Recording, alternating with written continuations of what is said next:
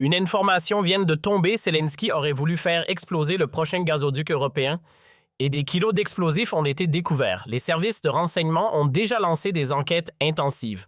En outre, Poutine a donné à Zelensky un ultimatum de 2 mois pour se retirer du Donbass et une information vient de tomber, Zelensky aurait voulu faire exploser le prochain gazoduc européen et des kilos d'explosifs ont été découverts. Les services de renseignement ont déjà lancé des enquêtes intensives.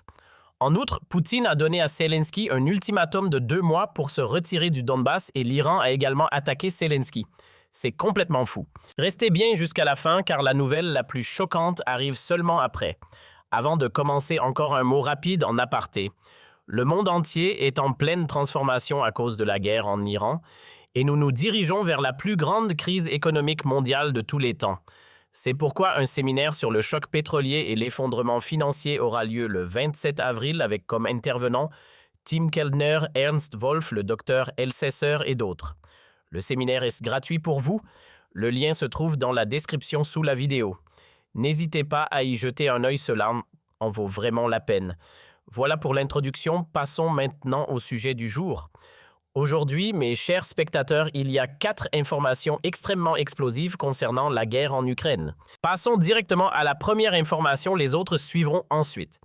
La Serbie déjoue un plan de bombardement du gazoduc entre la Russie et la Hongrie. Les autorités serbes ont découvert des explosifs à effet dévastateur installés à proximité de cet important gazoduc qui transporte l'énergie russe vers la Hongrie. Cela s'est produit après que l'Ukraine a en substance interrompu la livraison de pétrole russe vers la Hongrie via son territoire. S'adressant aux journalistes dimanche, le président Vučić a déclaré « 2 gros paquets d'explosifs avec des détonateurs ont été trouvés dans la commune de Kandija, à environ 10 km de la frontière hongroise. » La ville de Kandija se situe près du gazoduc Balkan Stream, prolongement régional du Turk Stream. Le Balkan Stream traverse la Turquie, la Bulgarie, la Serbie, la Hongrie et se termine actuellement à la frontière slovaque. Les services de renseignement mènent actuellement des enquêtes intensives et le président serbe Vučić n'a pas encore désigné de suspect, mais nous savons tous qui est derrière cela, à savoir l'Ukraine. Depuis plusieurs mois, Zelensky bloque déjà l'oléoduc russe et maintenant ce serait au tour du gazoduc d'être saboté. Selon la Serbie, il s'en est fallu de peu cette fois-ci car les explosifs étaient prêts à l'emploi et auraient pu être déclenchés à tout moment, mais cela ne s'est pas produit. Ce n'est que par un pur hasard qu'une catastrophe majeure a été évitée.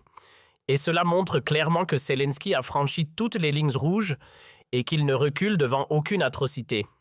Il agit selon la devise suivante: si nous ne recevons pas le crédit de 90 milliards de l'Union européenne et que nous sombrons, alors l'Europe sombrera avec nous. Après moi, le déluge. Et c'est pourquoi je le répète encore une fois, quelqu'un doit arrêter ce fou immédiatement. Mais poursuivons immédiatement avec la deuxième information et cette fois-ci, il s'agit du Donbass. Zelensky affirme que la Russie aurait posé un ultimatum concernant le Donbass. Selon lui, Moscou aurait donné à Kiev 2 mois pour retirer ses troupes des territoires de la région du Don sous contrôle russe. L'Ukraine aurait 2 mois pour se retirer, après quoi la guerre prendrait fin et si elle ne se retire pas, la Russie s'emparerait du Donbass et les conditions changeraient, a déclaré Zelensky en paraphrasant les prétendues déclarations de Moscou à Washington.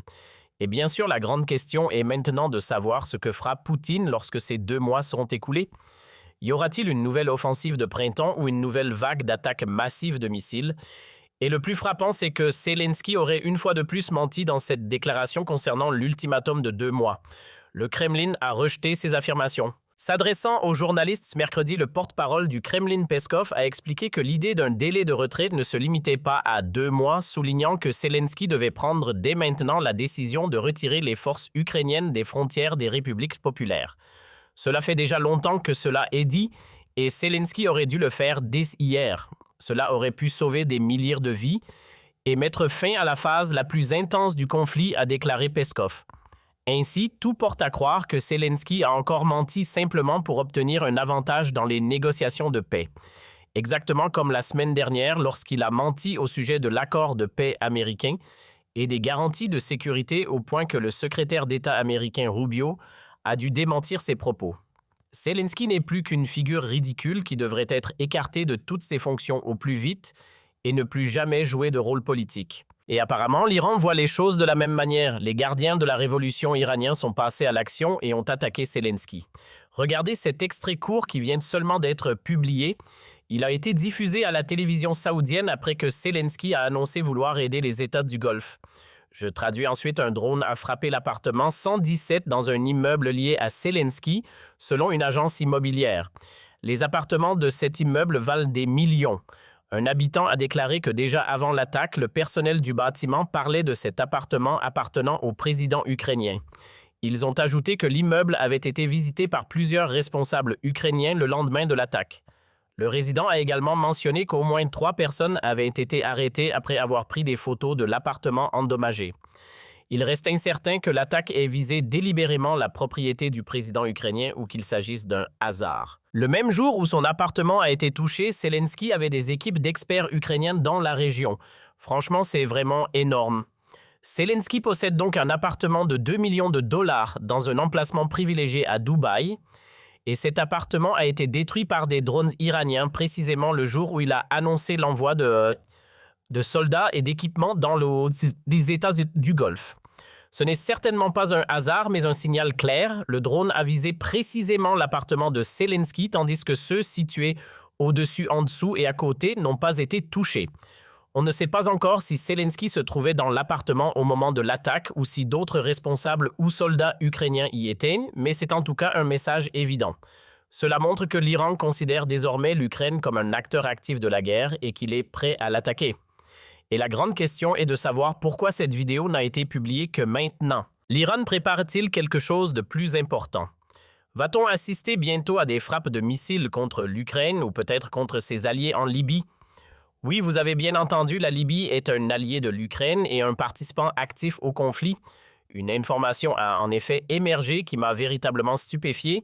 Les forces ukrainiennes attaqueraient depuis des bases en Libye des navires russes en Méditerranée. Selon Radio France Internationale, plus de 200 soldats ukrainiens sont arrivés en Libye. Plus de 200 officiers et experts techniques ont été déployés avec l'accord explicite du gouvernement basé à Tripoli en Libye occidentale. Ils opèrent depuis 3 sites principaux: l'Académie de l'armée de l'air de Misrata, une station de drones et un centre situé près de l'aéroport international de Tripoli. En échange de l'autorisation d'attaquer des navires russes, l'Ukraine propose aux forces libyennes une formation aux drones avec de possibles accords à long terme sur les livraisons d'armes et des investissements dans le pétrole libyen. Des sources de RFI affirment que les forces ukrainiennes ont lancé des attaques depuis le territoire libyen le 3 mars et ont touché des méthaniers russes. Franchement, il faut que je digère ça. La Libye serait donc un allié de Zelensky et un acteur actif de la guerre puisqu'il lance depuis là-bas des attaques contre la Russie. J'entends cela pour la première fois et cela jette une lumière totalement nouvelle sur la situation géostratégique en Méditerranée. Et la grande question est aussi ici. Question est donc comment Poutine va-t-il réagir? Va-t-il lancer des missiles et des drones sur la Libye comme l'Iran le fait contre les bases américaines dans les États du Golfe?